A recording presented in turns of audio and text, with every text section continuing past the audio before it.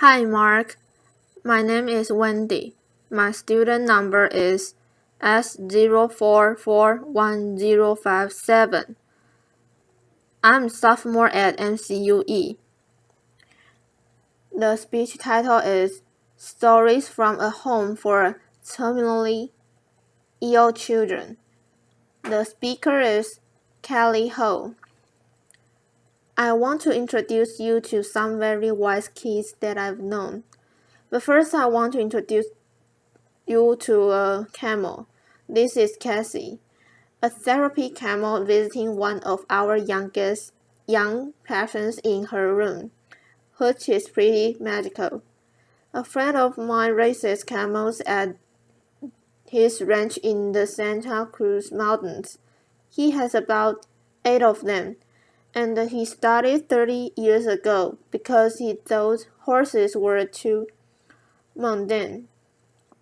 John is an out-of-the-box thinker, which explains why the two of us have been such good friends all of our lives. Over the years, I've convinced him to shadow those sweet furry beasts up to hang out with our sick kids from time to time. Talking to John, I was surprised to learn that camels have an average life expectancy of 40 to 50 years. The life expectancy of many of the children with whom I work is less than a year. This is a picture of the George Mark Children's House, the first pediatric palliative respite care center to open in the United States.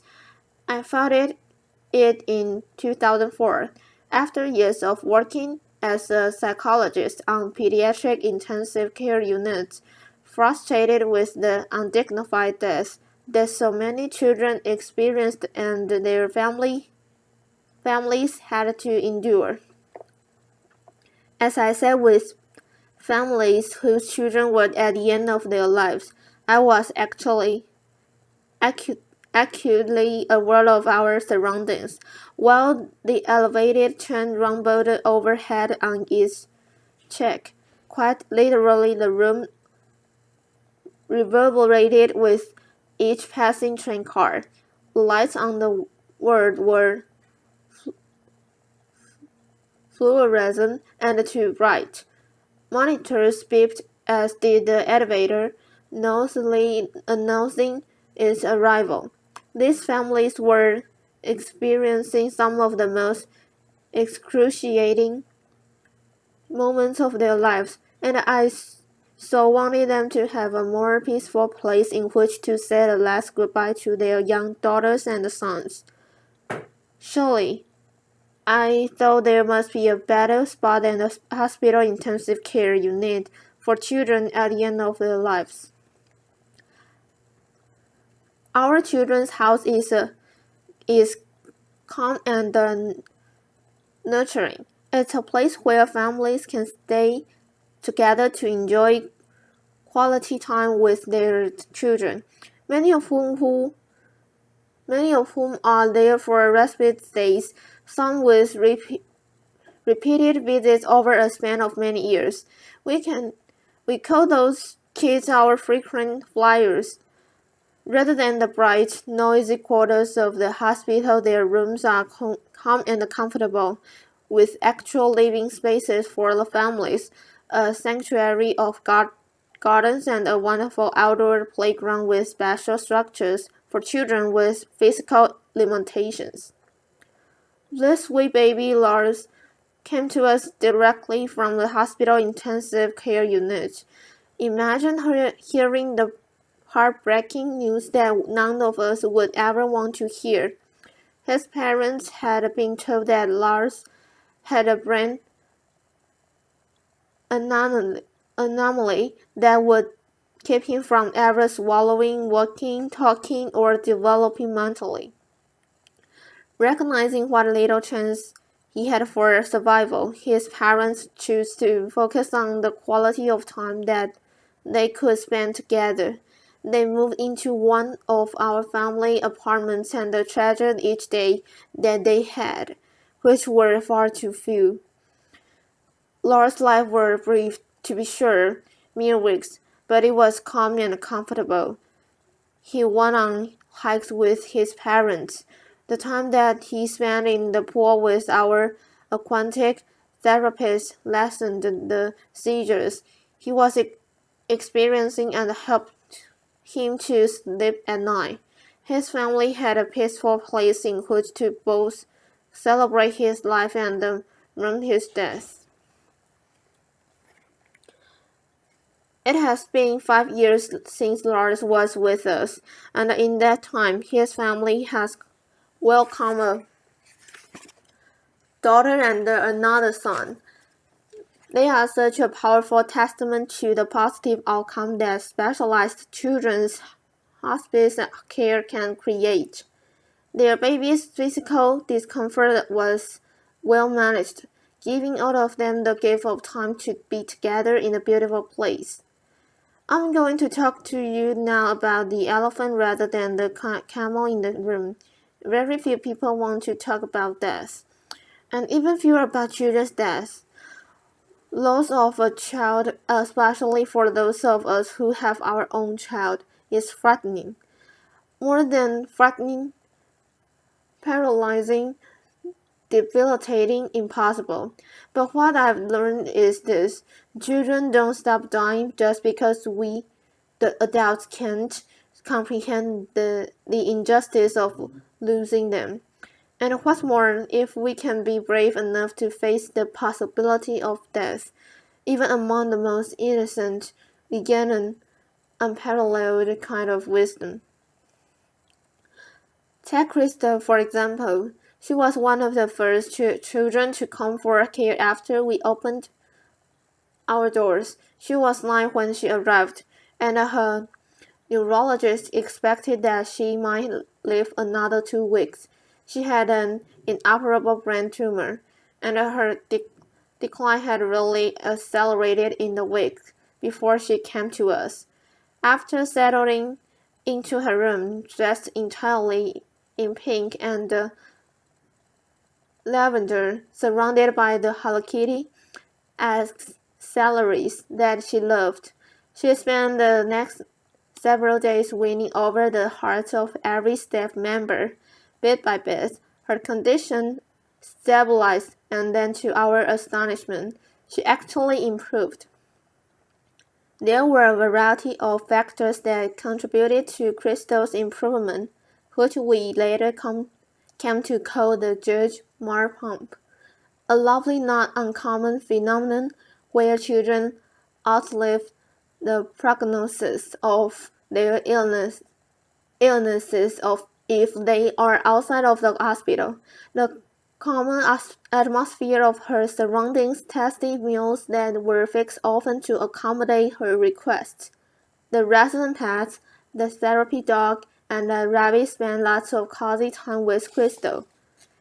After she had been with us for about a week, she called her grandmother and she said, "Gee, I'm staying in a great big house and there's room for you to come to.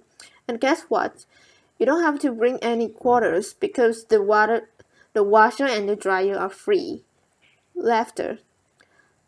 Crystal's grandmother soon arrived from out of town, and they spent the remaining 4 months of Crystal's life enjoying every special days together. Some days were special because Crystal was outside in her wheelchair, sitting by the fountain. For a little girl who had spent most of the year earlier in the hospital bed, being outside counting hummingbirds made for an amazing time with her grandma and lots of laughter. Other days were special because of the activities that our child life specialist created for her. Crystal strung beads and made jewelry for everybody in the house. She painted a pumpkin to help decorate for Halloween. She spent many excited days planning her 10th birthday, which of course none of us thought she would ever see. All of us wore pink boas for the occasion, and Crystal, as you can see, queen for the day, wore a sparkly tiara. One hot morning, I arrived at work and Crystal and her partner in crime, Charlie, greeted me. With some help, they had set up a lemonade and a cookie stand outside the front door, a very strategic location. I asked Crystal the price of the cookie that I had selected, and she said, $3. Laughter. I said that seemed a bit high for one cookie. Laughter. It was small. I know, she acknowledged with a grin, but I'm worth it. And therein lie the words of wisdom of a young girl whose brief life forever impacted mine. Crystal was worth it, and shouldn't every child whose life is shortened by a horrific illness be worth it? Together, all of us today can offer that some STEM specialized care that Crystal received by recognizing that children's respite and hospice care is a critical component missing from our healthcare landscape. It's also interesting to note that we are able to provide this care at about 1/3 of the cost of a hospital intensive care unit. And now families don't see a bill. We are ever grateful to the supporters who believe in this important work that we are doing. The truth is that my colleagues and I, and the parents and other family members who get to experience this special wisdom are in a unique position.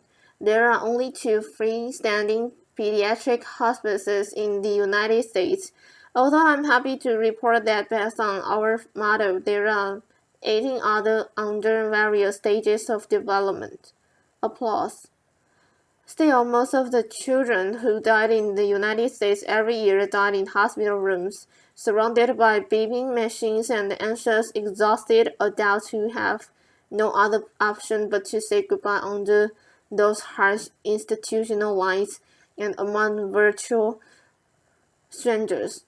For comparison's sake, the United Kingdom, which is a country with about 1/5 the population of the United States, and about half the size of the state of California, has 54 hospice and respite centers.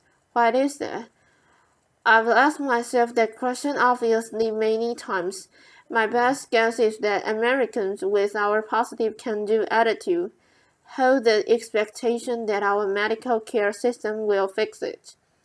Even though it may be a childhood illness for which there is no cure, we go to extraordinary measures to keep children alive when in fact the greatest kindness that we might give them would be a peaceful, pain-free end of life. The transition from cure to care remains a challenging one for many hospital physicians, whose training has really been about saving lives, not about gently guiding the patient to the end of life. The death of a sweet baby for whom we cared at the end of her life certainly captured this dichotomy when he reflected that there are a lot of people to help you bring an infant into the world, but very few to help you usher a baby out. So what is the magic ingredient at JudgeMark? The complex medical diagnoses that bring our young patients to us mean that their lives have been restricted, some to a hospital bed for long periods of time, others to wheelchairs, still others to intensive courses of chemotherapy or rehab. We make a practice of ignoring those limitations. Our default Answer is yes, and our default question is why not? That's why we took a young boy who wasn't going to live for another baseball season to Game 5 of the World Series. That's why we have a talent show put on by the staff and the kids for family and the friends. Who wouldn't be enchanted by the young boy playing a piano piece with his feet? Because his arms are atrophied. That's why we have a prom every year. It's pretty magical. We study the prom. After hearing about the man that he would never pin a boutonniere on his son's tuxedo lapel. The weeks before the dance, the house is in a flurry, and I don't know who's more excited, the staff or the kids. Laughter. The night of the event involves riding vintage cars, a walk on a red carpet into the great room, a terrific DJ, and a photographer at the ready to capture pictures of these attendees and their families. At the end of the evening last year, one of our young, delightful teenage girls, Kathleen, said to her mom, "That was the best night of my whole life." And that's just the point, to capture the best days and nights, to abolish limitations, to have your default answer be yes, and your default question be why not. Ultimately, life is too short, whether we live to be 85 years old, just age. Trust me, better yet, trust them. It's not by pretending that death doesn't exist that we keep the people, especially the little people that we love, safe. In the end, we can't control how long any of us lives. What we can control is how we spend our days, the spaces we create, the meaning and joy that we make. We cannot change the outcome, but we can change the journey. Isn't it time to recognize that children deserve nothing less than our most uncompromising bravery and our widest imagination? Thank you. Applause.